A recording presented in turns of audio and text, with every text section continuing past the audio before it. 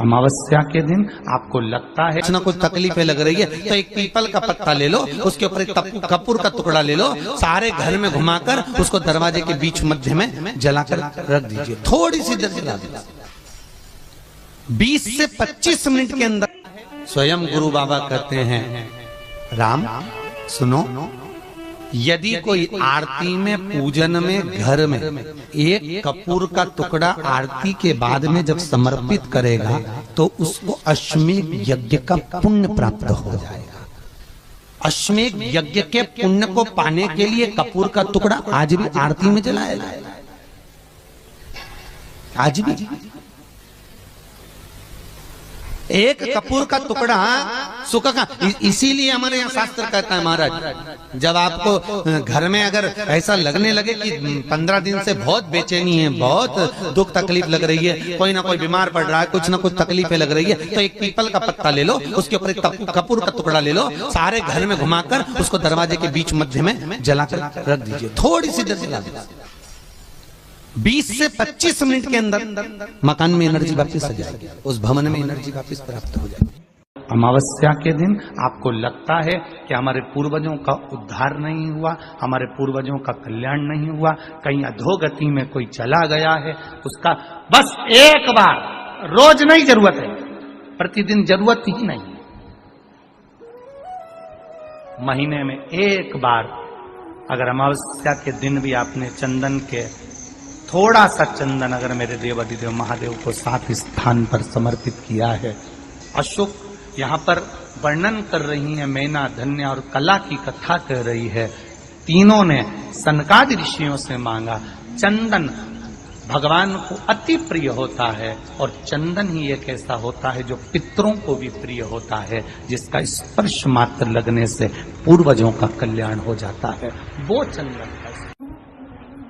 7 स्थान शिवलिंग के बताए हैं, जहां पर भूल से भी अगर कोई चंदन की उंगलियां लगा देता है, 7 स्थान ऐसे हैं जहां चंदन की मात्र उंगलियां लगा देने से ही शिव पितृलोक के पितरों को मुक्ति प्रदान करके वैकुंठ लोक का निवास दे देते हैं।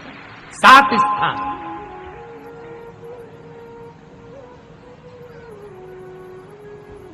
और वो 7 स्थान जो चंदन के बताए गए हैं, पहला भगवान देवाधिदेव महादेव के शिवलिंग पर चंदन का लेपन। समझ लेना जरा बहुत अच्छे से।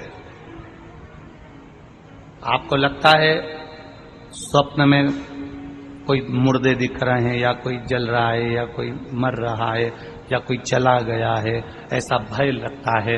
बच्चों को मानी भेजूंगी ऐसा हो जाएगा, पति को मानी भेजूंगी ऐसा हो जाएगा, कोई हमारे कोई गलत तो नहीं कर रहा है, आपको लगता है। 7 स्थान चंदन के बताए महाराज। पहला शिवलिंग, दूसरा जहां गणेश जी का स्थान है, मालूम है ना सबको, जम के बोलो जरा, मालूम है ना सबको, जहां गणेश जी का स्थान है वहां अलग से गणेश जी बैठे, वहां नहीं, शिवलिंग में जलाधारी के ठीक सामने, राइट में गणेश, लेफ्ट में कार्तिकेय, बीच में अशोक सुंदरी।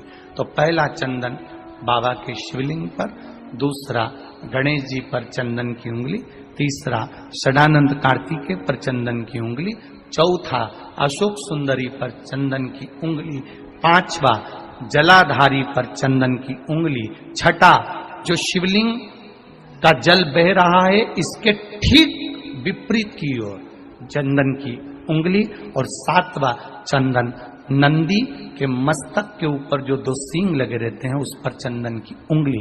ये कब लगाई जाती है? या तो अमावस्या के दिन आपको लगता है कि हमारे पूर्वजों का उद्धार नहीं हुआ, हमारे पूर्वजों का कल्याण नहीं हुआ, कहीं अधोगति में कोई चला गया है, उसका बस एक बार, रोज नहीं जरूरत है, प्रतिदिन जरूरत ही नहीं, महीने में एक बार अगर अमावस्या के दिन भी आपने चंदन के थोड़ा सा चंदन अगर मेरे देवाधिदेव महादेव को 7 स्थान पर समर्पित किया है। अशोक यहाँ पर वर्णन कर रही है, मैना, धन्य और कला की कथा कर रही है। तीनों ने सनकादि ऋषियों से मांगा। चंदन भगवान को अति प्रिय होता है और चंदन ही एक ऐसा होता है जो पितरों को भी प्रिय होता है, जिसका स्पर्श मात्र लगने से पूर्वजों का कल्याण हो जाता है, वो चंदन का। आपके घर में पितृदोष है, आपको ऐसा महसूस होता है, आपको लगता है, तो किसी भी नवरात्रि के पहले जो अमावस्या पड़ती है, मान लो अपन अमावस्या पड़ी, आप एक अंदाजा लगाइए, तो जिस दिन अमावस्या रहे उस दिन चावल की कटोरी में एक कपूर का टुकड़ा रख दीजिए महाराज, छोटा सा, और कपूर का टुकड़ा रखकर उस कपूर को दरवाजे के बाहर कटोरी में ही, चावल रखी हुई कटोरी में ही उसको पितरों का स्मरण कर कर जला दीजिए। और जलाने के बाद उस चावल को कहीं भी किसी भी वृक्ष की छांव में पक्षियों के लिए डाल दीजिए। शिव महापुराण की कथा कहती है, अगर मान लो पितृ आपको कष्ट दे रहे हैं, पितृ आपको तकलीफ दे रहे हैं, कोई काम नहीं होने दे रहे हैं, या कहीं आपको ऐसा लगता है कि पितरों का दोष है, तो वो पितृदोष देवी, अब ये जो आप करेंगे ये कब कर रहे हैं? अमावस्या के दिन आप उसको रख रहे हैं। अमावस्या के दिन उसको रखकर रात भर आपने रखा कपूर के साथ में, सुबह एकम पड़ गई, नवरात्रि लग गई, उसी दिन उसको जलाकर आपने पटक दिया। अर्थात उससे देवी और पितृ इन दोनों का आशीर्वाद जो प्राप्त होता है, तो घर में से पितृदोष समाप्त होकर लक्ष्मी की वृद्धि प्रारंभ हो जाती है, कार्य में सिद्धता आ जाती है। मान लो अगर पितृदोष है तो करो, नहीं है बड़े अलमस्ती से रहो, तो ये पितृदोष का स्मरण। तो यहाँ शास्त्र कह रहा है कि पितरों का जो लोक होता है, पितर जो लोक होता है, उस पितृलोक में 64 योगिनियां प्रवेश नहीं करती। शिव महापुराण कर रही है, शंकर की कथा कर रही है। एक छोटा सा उपाय अवश्य करिएगा।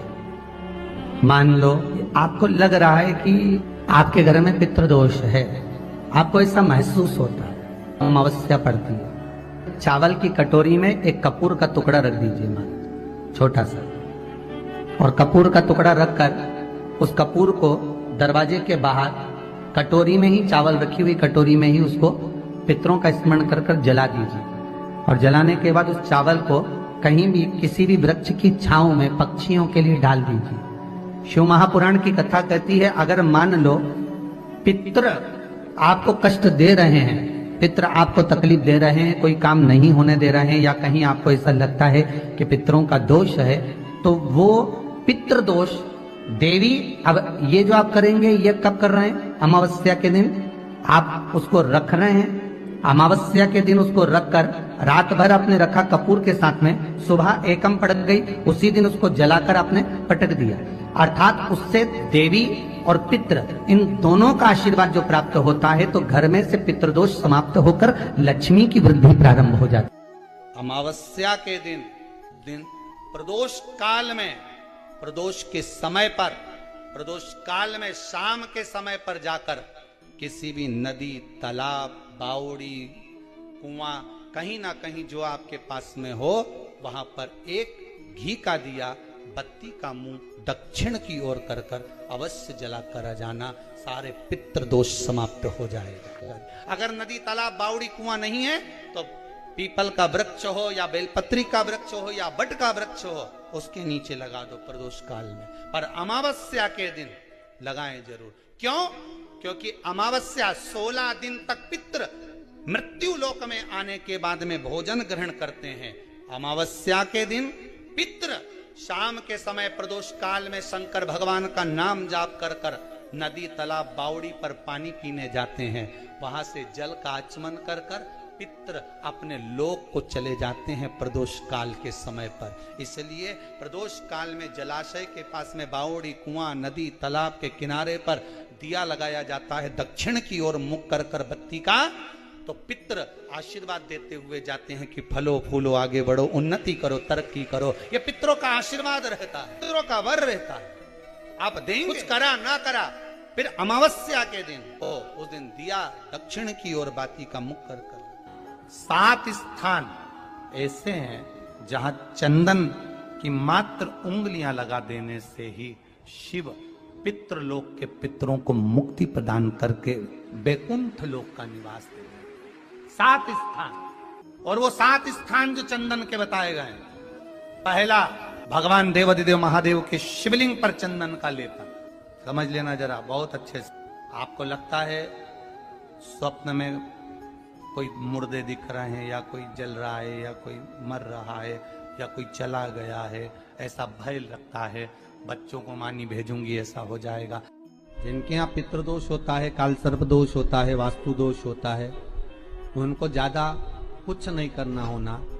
महाराज एक बेल का फल लीजिए, उसके अंदर का जो गुर्दा होता है, अंदर का जो भाग होता है, उसको निकाल लीजिए और उस बेल के फल में आटा सेक कर उसमें शक्कर मिलाकर उसको उसके अंदर भर लीजिए।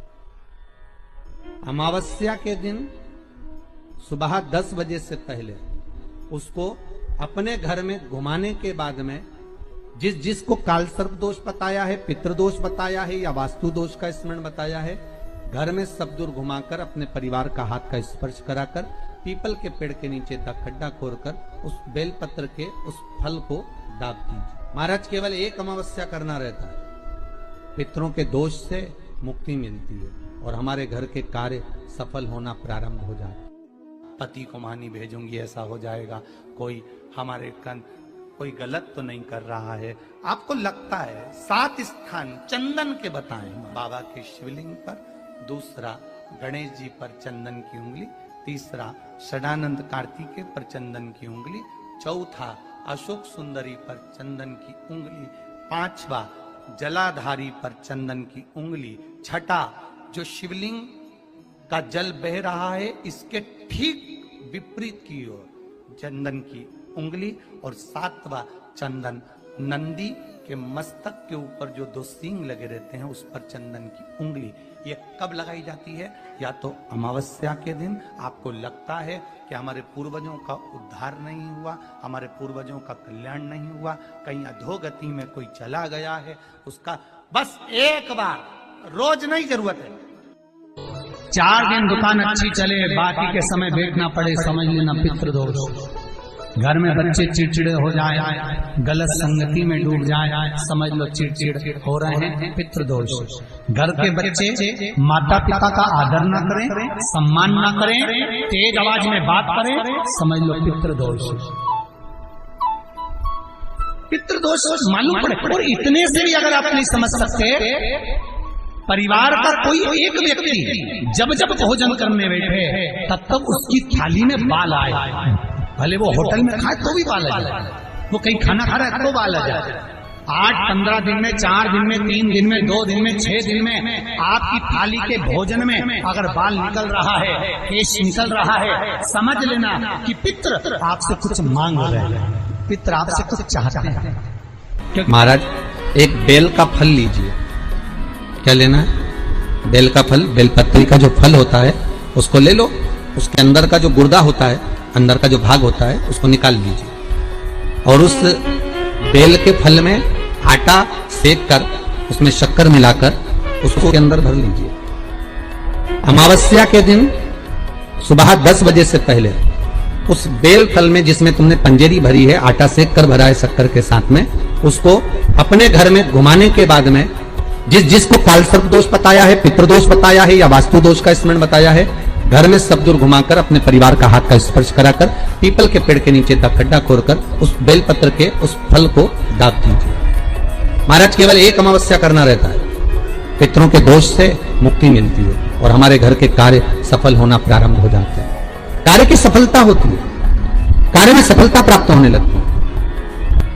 हम तो कई बार कहते हैं महाराज जी, अगर ऐसा लगे किसी औषधि को आप ले रहे हैं, मालूम पड़े कि औषधि आपको लग नहीं रही है, शिव महापुराण की कथा करेंगे, मान लो औषधि आपको नहीं लग रही, आपने औषधि बहुत दिनों से ले रहे हो, कोई दवाई, मान लो आप किसी भी दवाई को ग्रहण कर रहे हैं और वो औषधि लगी नहीं रही है, वो शरीर को लगी नहीं पा रही और आप ठीक ही नहीं हो पा रहे, 15 दिन हो गए, 8 दिन हो गए, बताओ उतना की उतना ही कैटरीना है, उतना ही उतना अपना भरा हुआ, वही की वही लीवर, वही की वही किडनी, वही की वही स्मरण, सभी कुछ वही वही है,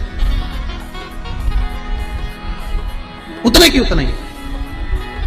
बीपी भी ऊंचा नीचा चल रहा है पर लेवल में नहीं आ रहा, शुगर भी लेवल में नहीं आ रही, तो प्रयास करा करो महाराज, बेलपत्री के फल का जो गुर्दा है अंदर का जो भाग है फल का, उसको पानी में गला लीजिए। और प्रदोष कम से कम प्रदोष नहीं हो और बीमारी जरा दवाई लगी नहीं रही हो तो बिना प्रदोष के भी कर सकते हो। उसको पानी में गलाइए आधा घंटा पानी में। जैसे आपको सुबह मंदिर जाना है 10 बजे, तो सुबह स्नान कर कम से कम 6:30-7 बजे उसको पानी में गला दीजिए। और उस बेले के फल का गुर्दा से गला हुआ पानी शिव जी को ले जाकर समर्पित कर दीजिए। महाराज उस पानी में से थोड़ा सा 1 चम्मच पानी शिव जी पे चढ़ा हुआ लेकर आ जाइए। उस पानी को जो बीमार व्यक्ति है उसको औषधि देने से पहले मात्र आधी चम्मच से भी आधा चम्मच उसको दे दीजिए। भगवान शंकर का श्री शिवाय नमस्तुभ्यम का जाप कर उस पानी को देने के बाद अगर आप औषधि देंगे तो ये पक्का है कि औषधि अपना कार्य करना प्रारंभ कर देगी और वो स्वस्थ होना प्रारंभ हो जाएगी। वो स्वस्थ हो औषधि